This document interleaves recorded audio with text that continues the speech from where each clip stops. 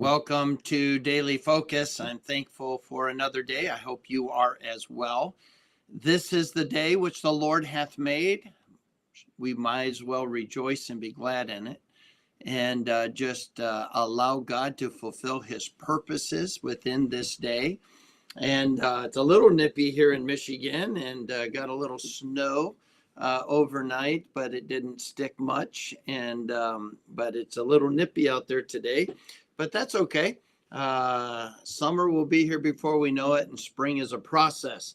Well, we're in John chapter 7, and we're going to look at the reality of how man's heart judges. And in verse number 24, Jesus said, "Judge not according to the appearance, but judge righteous judgment." In other words, people love to run to Matthew 7:1, "Judge not that ye be not judged." And we understand that we're not to have an expectation of others that we do not have for ourselves.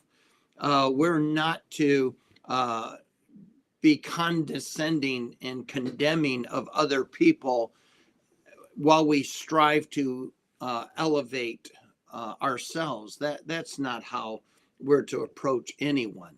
However, there is a judgment that every man has to make, and that is it reflecting the character of Christ? So we judge ourselves in 1 Corinthians 11 so that we're not judged. In other words, God said, examine yourself. Make sure that there's not sin in your own heart. Make sure that you're reflecting the character of Christ in your everyday living, and judge yourself according to the character of Christ, or according to truth. We do the same thing. Is government operating right or wrong? Well, we do that according to truth. So we're making judgments all day long, and those judgments are according to truth. It's according to that which is right.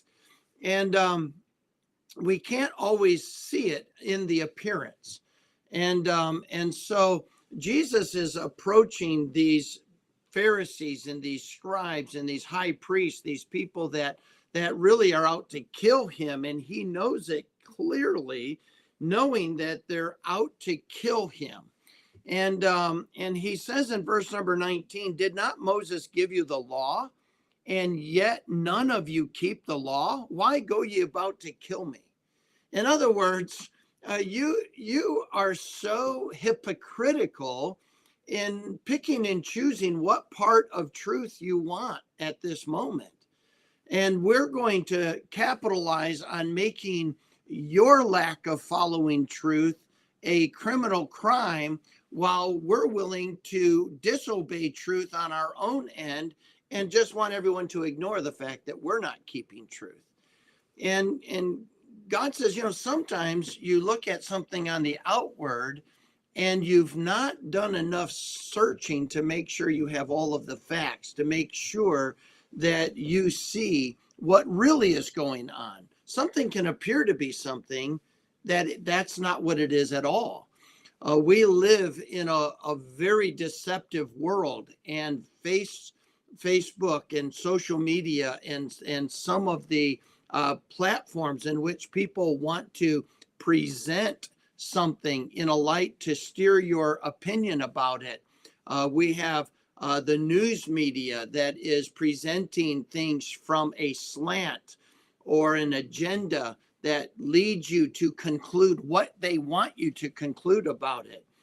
There was this big thing on TV about now being able to voice record and mimic the voices of whoever you want. And it was taking this news reporter who was investigating and presenting this new app, and how it could take his voice and someone else could make a statement, and they could attribute his voice to that statement as if this voice was the one saying it. And we live in this world where, we love what can be done on TV with, some of the amazing stunts and some of the amazing things that they can make it look like it's happening right now, but it's someplace else. Even in Zoom, and you can have your backdrop, your your green screen be, you're in Hawaii when you're really not. And there's all of these things that, they have their place, and they can be fun in that proper place where it's not being deceptive or led to deceiving somebody. But we live in this world where oftentimes things are not exactly what they appear to be, or what they're not what they're being presented to be. And Jesus makes it very clear. Listen, I healed this man, but you say that you're all about the law, but you circumcise on the Sabbath because it's the thing that Moses told you to do. And yet I make this man whole on every part of his body, giving him back his health, giving him back his function. And yet you want to criticize me for doing something on the Sabbath. Well, you guys do this on the Sabbath. Let's look and see, what was the Sabbath really all about? And stop capitalizing on just something in its appearance, or something that is isolated, and making it into something that it's not. Be careful about that.